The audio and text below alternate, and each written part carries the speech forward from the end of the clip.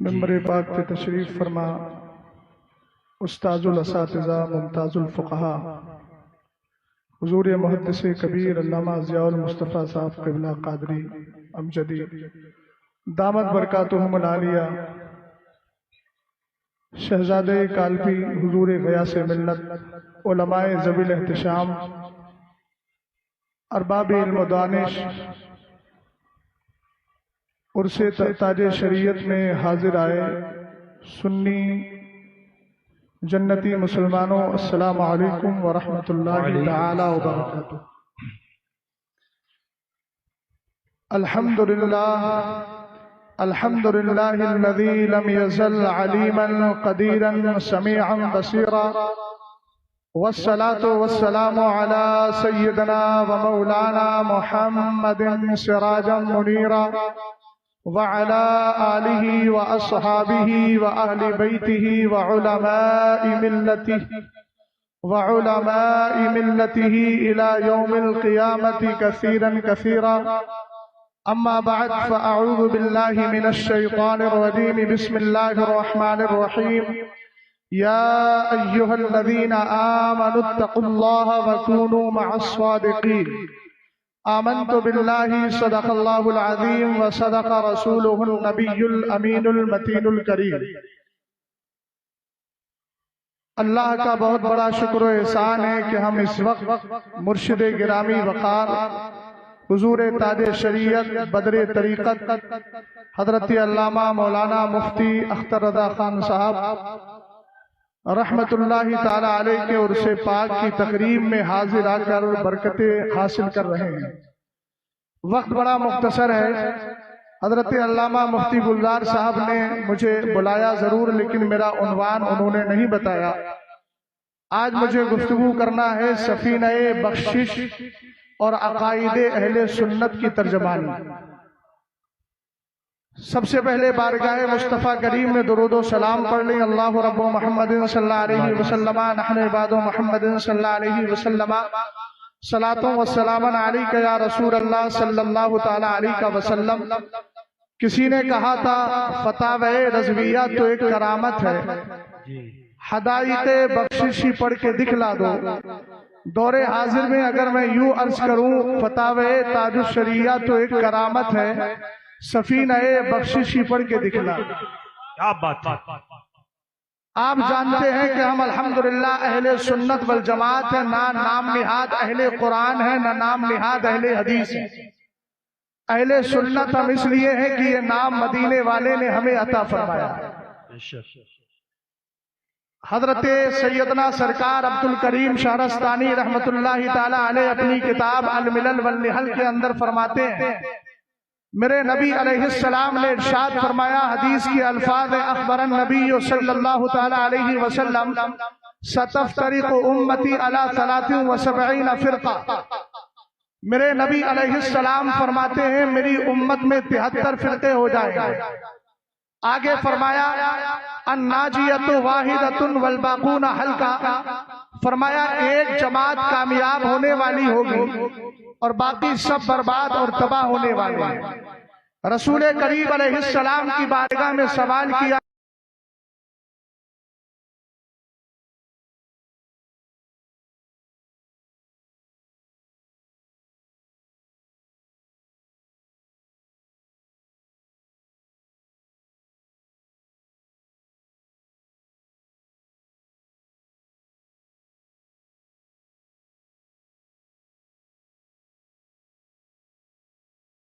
جس دن کچھ چہرے چمک رہے ہوں گے، کچھ چہرے کالے ہوں گے۔ حضرت عبداللہ ابن عباس رضی اللہ تعالی عنہما سے پوچھا گیا، اور اس کو تفسیر خازن میں لیا ہے، در منصور میں لیا ہے، تفسیر کبیر میں لیا ہے، اور بھی متعدد تفسیرات کے اندر ان کلمات کو محفوظ کیا گیا۔ آپ نے فرمایا تبیض وجوہ اہل السنت والجماعہ وتسود وجوہ اہل البدعۃ والضلالہ۔ فرمایا قرآن کہتا ہے نا کہ قیامت کے کے دن کچھ چہرے چمکتے ہوں گے، کچھ چہرے کالے ہوں گے. فرمایا جن کے چہرے چمکتے ہوں گے وہ سنیوں کی جماعت ہے، جن کے چہرے کالے ہوں گے وہ بدعتیوں کی اور گمراہ بددین لوگوں کی جماعت ہے. حضرت علامہ مفتی شمشاد صاحب قبلہ نے بڑی شاندار اور بڑی زبردست گفتگو فرمائی ہے. اللہ سلامت رکھے ان کو. میں بھی اسی گفتگو کو سرکار تاج الشریعہ کے اسی گفتگو کو آگے بڑھاتا ہوں. سرکار تاج الشریعہ نے جو ہمیں نظریات دیے ہیں انہی نظریات کو آپ تک پہنچانے کی کوشش کر رہا ہوں. کون ہے سرکار تاج الشریعہ؟ اعلیٰ حضرت کے سچے وارث کا نام تاج الشریعہ ہے، جانشین مفتی اعظم کا نام تاج الشریعہ ہے.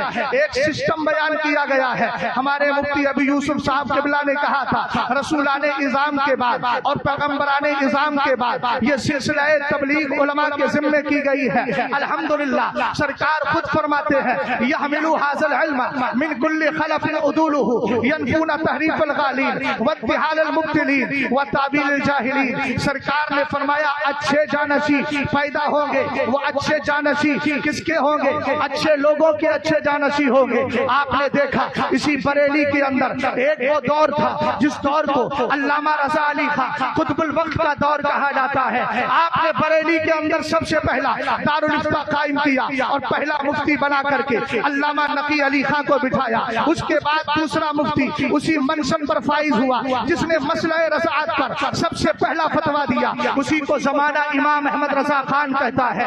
اسی کے منصب پر آ کر اسی کی جگہ آ کر کے ایک ذات اور بیٹھی جس کو زمانہ حجت الاسلام کہتا ہے. پھر دوسری ذات آئی ہے اس کو زمانہ مفتی اعظم کہتا ہے. پھر ایک ذات اور آئی ہے جس کو زمانہ تاج الشریعہ کہتا ہے.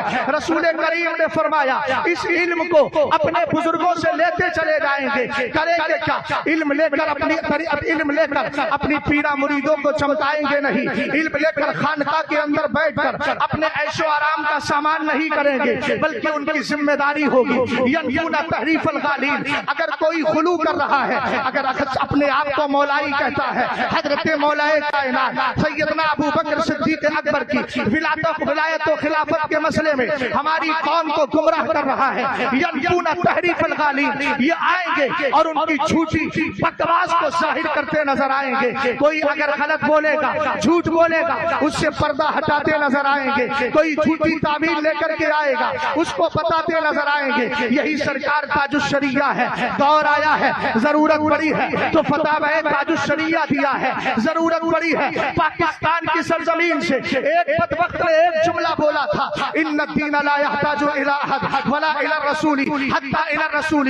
اس نے ایک جملہ بولا تھا اس دین کی کسی کو ضرورت نہیں، یہاں تک کہ سرکار کی بھی ضرورت نہیں. معاذ اللہ کا جملہ بولا جائے بلند آواز سے معاذ اللہ. اس وقت سرکار تاج الشریعہ نے اس ایک جملے کے رد میں ایک مستقل کتاب تحریر فرمائی جس کا نام ہے سد المشارع پھر ردی علی من یقول ان الدین یستغنی عن الشارع. سرکار تاج الشریعہ کے عشق کو دیکھو. الفردہ آفردہ فی شرح قصیدۃ البردہ جو بردہ شریف پوری دنیا میں مشہور ہے اس کی عربی میں شرح فرما رہے ہیں. اگر کنز الایمان پہ حملہ ہوتا ہے تو دفاع کنز الایمان پہ کتاب لکھ رہے ہیں. العلو والعلا کا ترجمہ کر رہے ہیں. ان ساری کتابوں پر تفسیراتی گفتگو نہ کرتے ہوئے میں آتا ہوں سفینہ بخشش پر. کون سفینہ بخشش؟ وہی جس میں حمد بھی ہے، وہی جس میں سرکار کی نعت بھی ہے.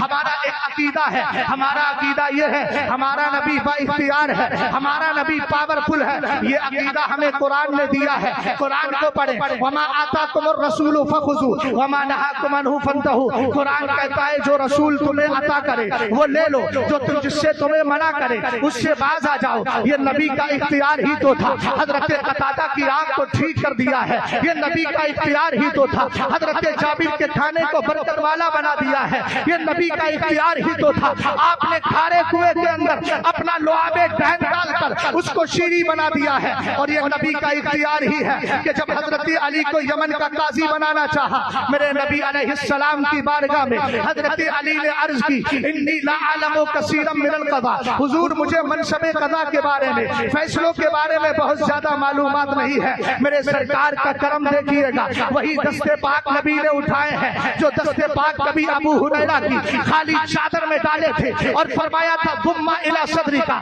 اے ابو ہریرہ سینے سے لگا لو. آج مولا کائنات رضی اللہ تعالی عنہ کے لیے دعا کر رہے ہیں اللہم اہدی قلبہ، اے اللہ اس کے دل کو رہنمائی عطا فرما۔ حضرت مولا کائنات سے پوچھتے ہیں سرکار نے تو کہہ دیا ہے لیکن رزلٹ اور نتیجہ کیا نکلا؟ آپ کہتے ہیں فما شککت بعد فی قضاء بین الاثنین، فرمایا دو لوگوں کے درمیان جو فیصلہ ہوتا تھا علی کو اپنے کسی فیصلے میں کبھی ڈاؤٹ نہیں ہوا ہے، کبھی شک نہیں ہوا ہے، اس لیے کہ یہ دعائے مصطفیٰ ہے، اجابت کا صحرا، عنایت کا جوڑا، دلہن بن کے نکلی دعائے محمد۔ آگے بڑھتے ہیں، مفتی شمشاد صاحب قبلہ نے جو گفتگو کی تھی میں اسی کو آگے بڑھا رہا ہوں، اختیارات مصطفیٰ کا منظر بھی دے رہا ہوں۔ حضرت علامہ یوسف ابن اسماعیل نبہانی کی ایک کتاب ہے جس کا نام ہے الاسالیب البدیعہ فی فضل الصحابہ و ابناء الشیعہ، اس میں بڑی پیاری حدیث ذکر فرماتے ہیں میرے نبی علیہ السلام نے فرمایا انا لحوزی اربعۃ ارکان۔ پہلے ایک حدیث اور سن لیجئے، سرکار فرماتے انی قد اوتیت مفاتیح خزائن الارض واللہ لانظر الی حوض الان۔ میرے سرکار کہتے ہیں اللہ نے مجھے روئے زمین کے خزانوں کی چابیاں اور کنجیاں عطا فرما دی ہے۔ سارے سنی جانتے ہیں دروازہ تالا وہی کھولتا ہے جس کے پاس کنجیاں ہوا کرتی ہے۔ اس کا مطلب یہ ہوا جو کچھ چاہیے مصطفیٰ کے در پہ آئیے، مدینے والا تمہیں عطا فرمائے گا۔ رسول کریم نے کہا میں اپنے حوض کوثر کو دیکھ رہا ہوں، سرکار کا حوض کوثر ہے لیکن نبی عطا فرما رہے ہیں، کہتے ہیں انا لحوزی اربعۃ ارکان، فرمایا میرے حوض کوثر کے 4 پلر ہیں۔ کہاں کہاں تک ترتیب کو بدلو گے؟ خانقاہوں میں بیٹھ کر اپنے بند کمروں میں ڈرامائی انداز میں ویڈیو بنا کر تم خلافت اور ولایت کے مسئلے میں اگر الجھاؤ گے تو یاد رکھنا ابھی بریلی کے یہ غلام مرے نہیں ہیں، تمہارے ناک میں دم کرنے کے لیے کافی ہے۔ تم جہاں تک چاہو گے ہم وہاں تک جائیں گے اور بتائیں گے کہ یہ مسلکی اعلیٰ حضرت نہیں ہے، مسلکی اعلیٰ حضرت وہ ہے جس پہ قائم رکھنے کے لیے تاج الشریعہ نے ہمیں سمجھا دیا ہے۔ واہ واہ واہ واہ، ماشاءاللہ، زندہ باد زندہ باد۔ سرکار نے فرمایا ماشاءاللہ، واہ سبحان اللہ، سبحان اللہ۔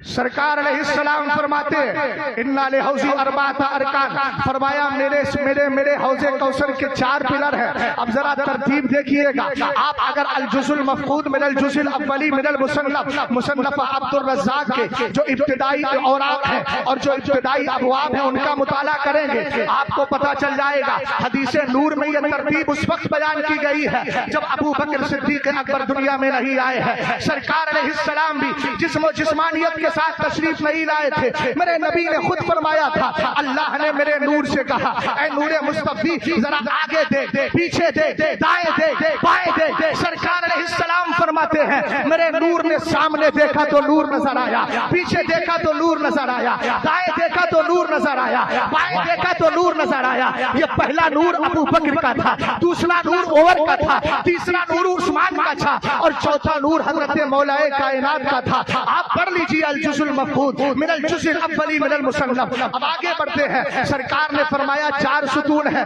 اول رکن منها فی ید ابی بکر والرکن الثانی فی ید عمر والرکن الثالث فی ید عثمان والرکن الرابع فی ید علی ابن ابی طالب کرم اللہ وجهه الکریم۔ میرے سرکار کہتے ہیں میرے حوض کوثر کا پہلا ستون ابو بکر کے ہاتھ میں ہے، دوسرا عمر کے ہاتھ میں ہے، تیسرا عثمان کے ہاتھ میں ہے، چوتھا علی کے ہاتھ میں ہے۔ آج جو یہ کہہ رہے ہیں ہم سادات ہیں، میں ان جھوٹے اور نام نہاد سادات کی بات کرتا ہوں، ورنہ ہمیں کوئی چھیڑے نہیں۔ ہم نے مولا کائنات کی شان کو مطلع القمرین سے اچھے انداز میں پڑھا ہے، وقت نہیں ہے، ورنہ الفاظ جو اعلیٰ حضرت نے شان میں ذکر کیے ہیں مولا کائنات کی، ہم سے کہا جاتا ہے بریلی کی اسٹیج سے سیدوں کی مخالفت ہوتی ہے، ابھی ہم کیسے کریں گے؟ ہم تو یہ کہتے ہیں 2 جہاں میں خاتم آل رسول اللہ کر حضرت آل رسول مقتدیٰ کے واسطے ہمارے سامنے ایک سید زادہ بیٹھا ہے جو کالپی شریف سے تعلق رکھتا ہے۔ ارے بریلی کی مرکزیت پر انگلیاں اٹھانے والوں ہوش میں رہنا، بریلی کی مرکزیت ختم نہیں ہوگی، اس لیے کہ بریلی پہ سایہ مہرہ حریرہ مقدسہ کا ہے، بریلی پہ سایہ کالبی کا ہے، بریلی پہ سایہ بلگرام کا ہے، بریلی پہ سایہ مسولی کا ہے، بریلی پہ سایہ اجمیر کا ہے، بریلی پہ سایہ بغداد کا ہے، بریلی پہ سایہ ہمارے بغداد کا کربلا محلہ کا ہے، بریلی پہ سایہ نجم اشرف کا ہے، اور بریلی پہ سایہ مدینے والے کا ہے۔ اور اسی مدینے والے کی محبت میں امام احمد رضا خان نے کہا تھا، کیوں کہوں بے قصوں میں، کیوں کہوں بے بسوں میں، تم ہمیں تم پر فدا، تم پہ کرو۔ بابا نعرے تکبیر، نعرے رسالت، مسلک اعلی حضرت بستی بستی۔ توجہ ہے، وقت نکل جائے گا، اللہ سلامت رکھے آپ کو، جتنے لگانے والے ہیں اس کا بھی ثواب دے دے۔ نیت المومن خیر من عملی یبعث الناس علی نیاتہم یوم القیامہ۔ اللہ تعالیٰ آپ کو جزائے خیر دے۔ آگے ذرا سنیے گا، تھوڑی تفصیل میں جا رہا ہوں، بس ہلکی سی اجازت چاہوں گا مفتی گلزار صاحب سے، ڈر لگا رہتا ہے ان کے ساتھ ہمیشہ، خاص اس موقع پر۔ رسول کریم علیہ السلام نے کیا فرمایا؟ پہلا حوض کوثر کا پہلا ستون ابو بکر کے، دوسرا عمر کے، تیسرا عثمان کے، چوتھا علی کے۔ اب آگے میرے نبی فرماتے ہیں، یہ جو آپ کے حیدرآباد کی مندی اور بریانی نہیں ہے، تھوڑی کھالی اور چھوڑ کر کے چلے گئے، یاد رکھنا یہ اسلام ہے۔ جو نبی کی شریعت کہہ رہی ہے ماننا پڑے گا، جو سرکار کی شریعت کہتی ہے ماننا پڑے گا، جو سنیت کا قانون ہے ماننا پڑے گا، ورنہ سنیت سے باہر نکلنے کے لیے اہل سنت کے ایک عقیدے سے اختلاف کر لیا جائے۔ والمراد بالمبتدع من يعتقد شيئا على خلاف ما يعتقده اہل السنت والجماعہ۔ بدعتی سے مراد وہ ہے کہ جو اہل سنت سے ایک عقیدے میں بھی اختلاف کرے۔ میاں یہ کون سی سنیت ہے؟ حضرت امیر معاویہ کی گستاخی برابر ہے، حضرت سیدنا ابو بکر صدیق اکبر کی امامت پہ حملہ برابر ہے، اور ساری سنیت باقی ہے۔ ہم کہتے ہیں ترتیب دیکھو، آگے میرے نبی فرماتے ہیں، فمن احسن القول فی ابی بکر فقد اقام الدین۔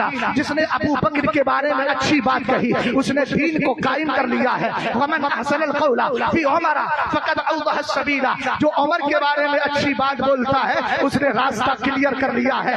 آگے فرمایا ومن احسن القول فی عثمان فقد استنار بنور اللہ۔ جس نے عثمان کے بارے میں اچھا کہا اس کو اللہ کا نور حاصل ہو گیا ہے۔ ومن احسن القول فی علی بن ابی طالب فقد استمسک بالعروۃ الوثقی لا انفصام لها۔ فرمایا سنو، جس نے علی کے بارے میں اچھا کہا ہے اس نے مضبوط رسی کو تھام لیا ہے۔ یہ ہماری شان ہے، الحمدللہ ہمارا راستہ بھی کلیئر ہے، ہمارا دین بھی قائم ہے، ہمیں نور الہی بھی حاصل ہے، اور ساتھ ہی ہمارے ہاتھ میں مضبوط رسی بھی ہے۔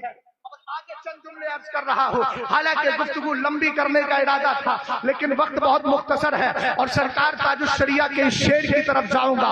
پہلے آپ حدیث کو مکمل طریقے سے سن لیں۔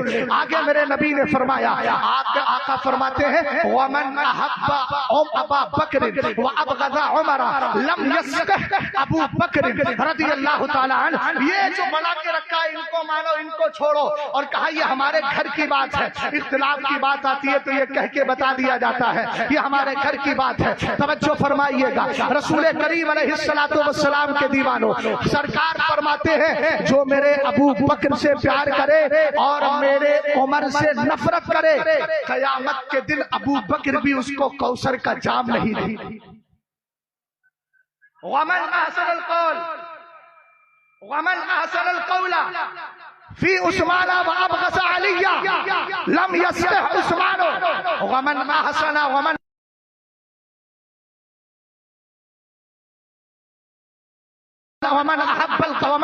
عثمان وابغض علی لم یصلح عثمان۔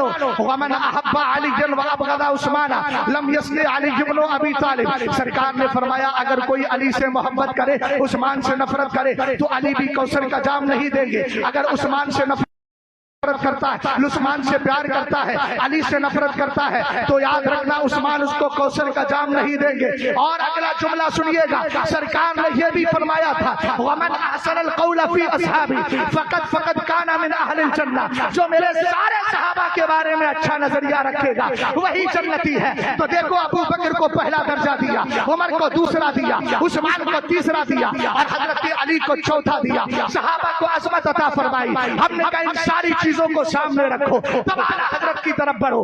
اعلیٰ حضرت کہہ رہے ہیں لا برب العرش، جس کو جو ملا ان سے ملا، بٹ بڑھتی ہے کونین میں نعمت رسول اللہ کی، اور میرے تاج الشریعہ کہنے لگے جہاں بانی عطا کر دے، بھری جنت ہدا کر دے، نبی مختار کل ہے جس کو جو چاہے عطا کر دے، جہاں میں ان کی چلتی ہے وہ دم میں کیا سے کیا کر دے، سریا کو سرا کر دے، زمین کو آسما کر دے، سریا کو سرا کر دے۔ یہ ہے حضور تاج الشریعہ کا نظریہ جو قرآن و حدیث سے میل کھاتا ہے۔ ماشاءاللہ سبحان اللہ، زندہ باد زندہ باد۔ اس لیے دائیں بائیں جانے کی ضرورت نہیں ہے، جو علماء حق ہیں ان کا دامن تھامے رہو، اور الحمدللہ رب العالمین اس دور کے اندر علماء حق اپنی ذمہ داری ادا کر رہے ہیں اور کرتے رہیں گے۔ آخری بات یہ عرض کر رہا ہوں کہ آج کے دور میں ہو یہ گیا کہ فتینوں کو مسلح کہا جا رہا ہے، فتنہ پروروں کو، اور جو فتنہ پرور ہیں ان کو مسلح، اور جو اصلاح کر رہے ہیں ان کو فتنہ پرور کہا جاتا ہے۔ نتیجہ یہ ہو گیا ہے صاحب، اگر اسی خانقاہ میں بیٹھ کر یا مسجد میں بیٹھ کر یا کسی جلسے میں بیٹھ کر کوئی اہل سنت کے نظریے پہ حملہ کرے، ہم جیسا غلام کھڑے ہو کر اس کا رد کر دے تو کہا جاتا ہے اس کو تو بس یہی پڑی رہتی ہے، کبھی اس کے پیچھے پڑا رہتا ہے۔ ہم نے کہا یہ تمہاری بکواس سے ہم پہ اثر نہیں پڑے گا، اس لیے کہ خطیب بغدادی کی روایت کرتا حدیث تاریخ دمشق کے حوالے سے ہمارے ذہن میں ہے، اور ہم کرتے رہیں گے۔ کیا کہا سرکار نے؟ اذا ظہرت الفتن اب البدع وسب اصحابی فلیسر العالم علما فمن لم يفعل ذلك فعليه لعنۃ اللہ والملائکۃ والناس اجمعین ولا يقبل اللہ منه صرفا ولا عدلا۔ فرمایا فتنے پیدا ہو، بدعتیں جنم لے، میرے صحابہ کو گالیاں دی جائے، عالم پر فرض ہے اپنے علم کا اظہار کرے، اور یہ کہتا چلا جائے دل کے رضا ہے خنجرے خوخار برخبار، آتا سے کہہ دو خیر منائے نہ سر بڑے۔ السلام علیکم۔ زندہ باد۔